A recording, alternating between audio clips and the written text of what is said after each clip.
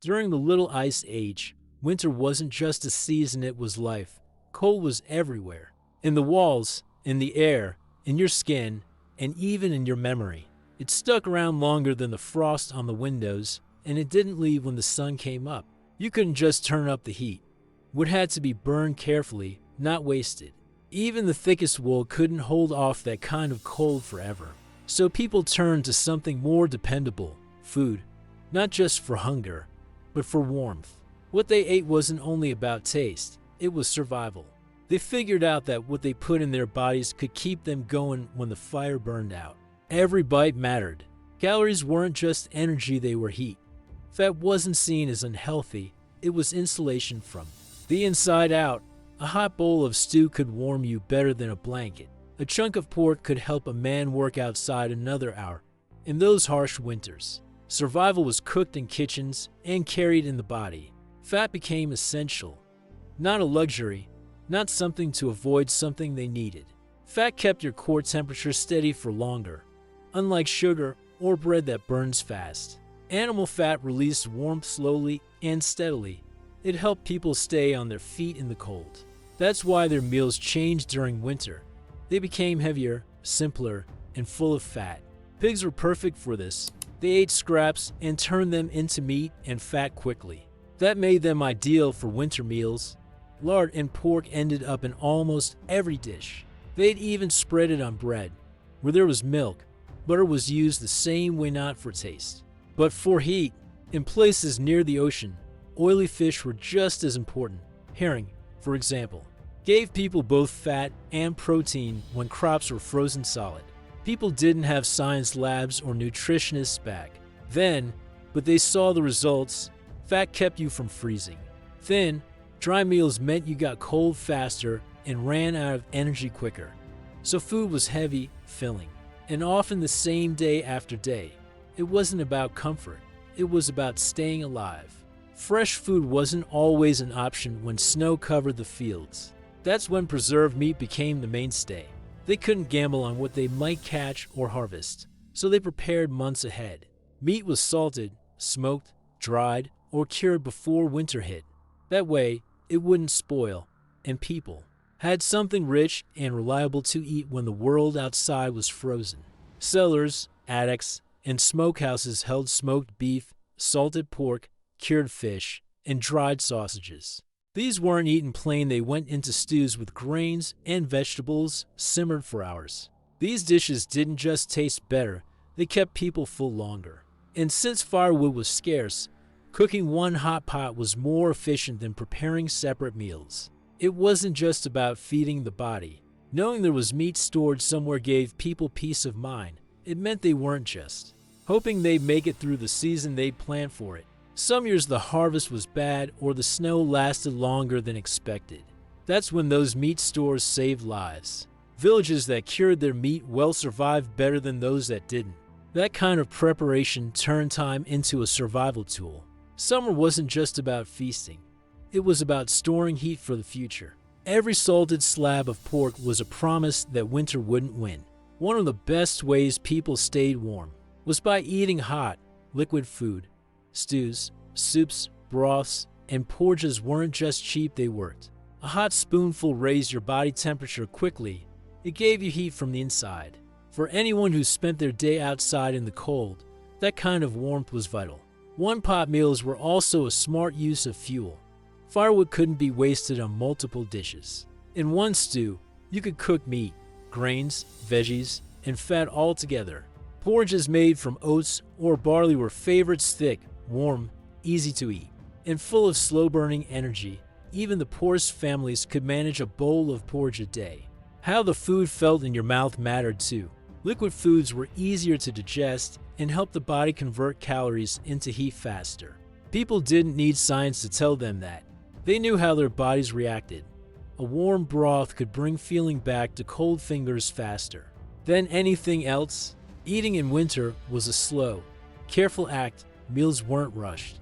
They were moments to get your strength back. When the fire went dim, the steam from a stew pot was like a second hearth. You didn't just feel warmth in the room, you swallowed it. Back then, food wasn't just about hunger.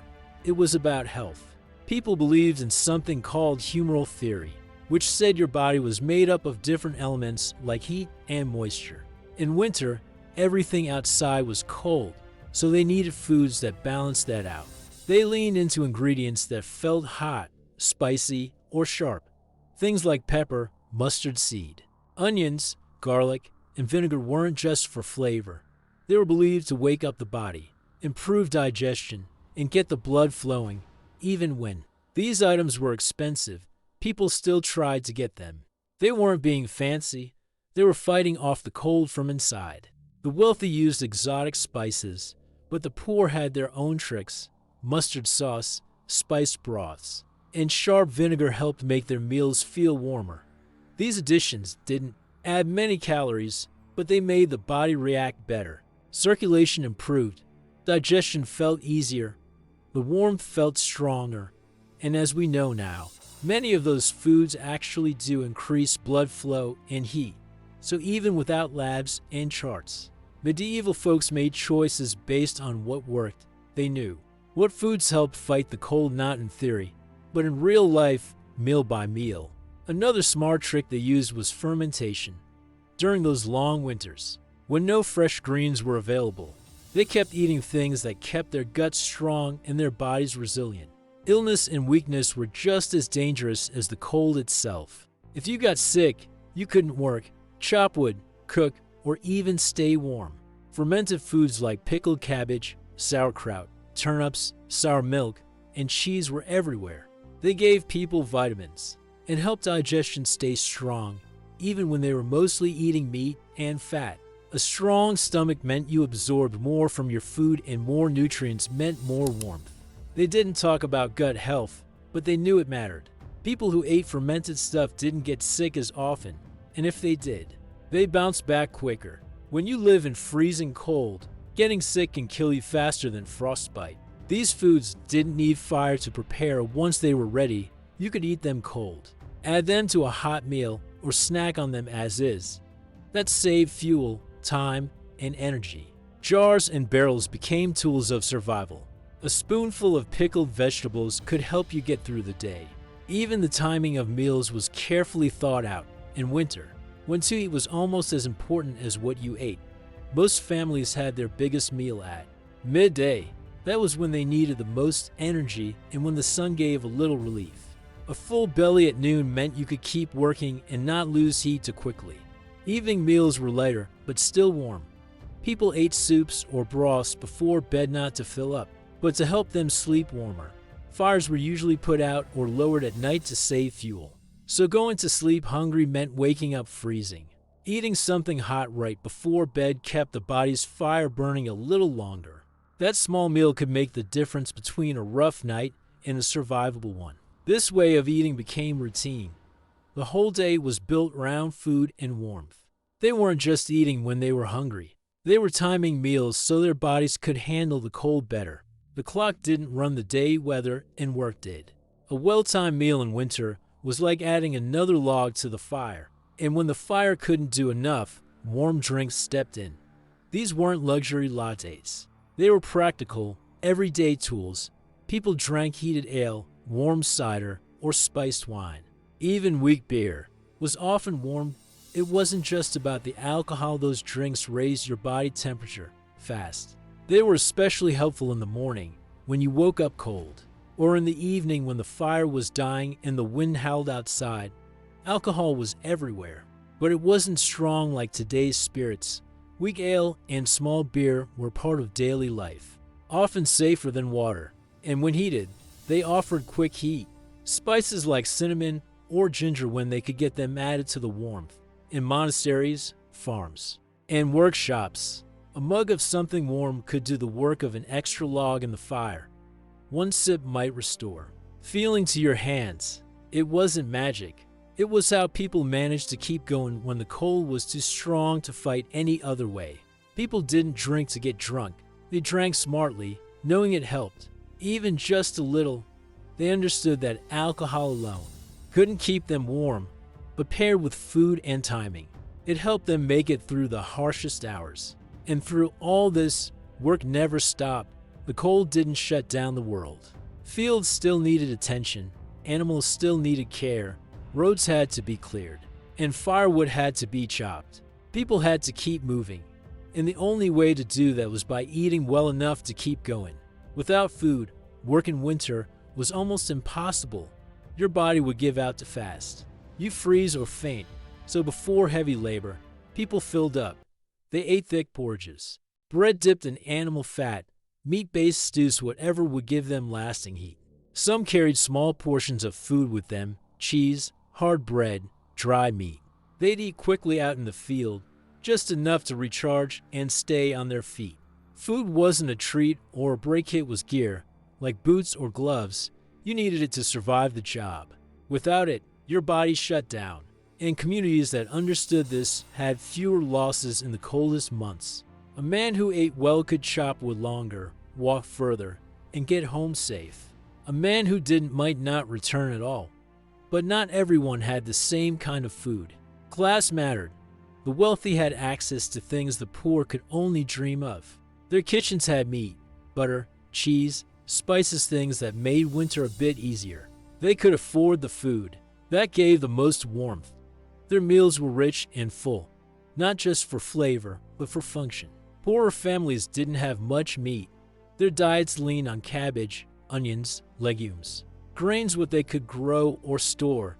Still, they understood the principles. They used what they had to eat for warmth. They timed their meals smartly. They preserved fat and reused it. They boiled stews with scraps. They fermented vegetables to make sure there was something sour and nourishing on the side. And even though the food was different across social lines, the knowledge was shared. People helped one another when they could.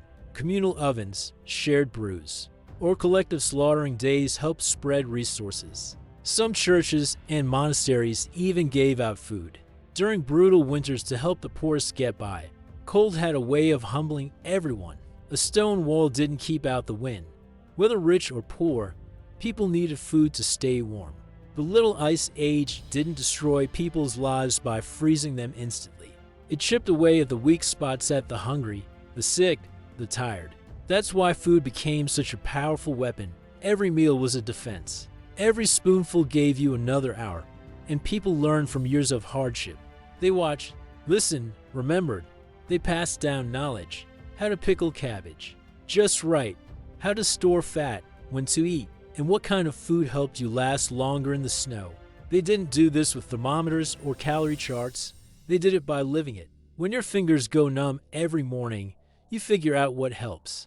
When your kid gets sick every winter, you learn which meals help them bounce back. Every choice at the table became a response to the cold. Fat was insulation. Hot stews were like blankets in a bowl. Sour foods were protection. A good meal could be stronger than a fire. And through it all, they didn't need to indulge, they ate to endure. Their kitchens were battlegrounds. Their plates were their tools. It's easy now to forget how much food meant. We eat what tastes good. They ate what kept them alive. A stew wasn't just dinner, it was a strategy. A crust of bread soaked in lard could mean making it through the night. Warm ale in the morning helped you step outside when the air cut through your coat. They cooked with intention, they ate with purpose, and over time, they adapted. They didn't just suffer through the cold, they found ways to survive it. Inside their homes and inside their stomachs, their bodies became the hearths, their meals became the fire. Nothing was wasted. Every drop of fat, every preserved vegetable, every grain of barley, it all mattered. It all went toward one goal: getting through the cold. And somehow, they did, year after year. Because even without central heating or thermal clothes, they had something just as strong: a deep understanding of how to eat for survival. In a world where food meant warmth and warmth meant life, eating became something more. It was an art. It was a science. It was everything.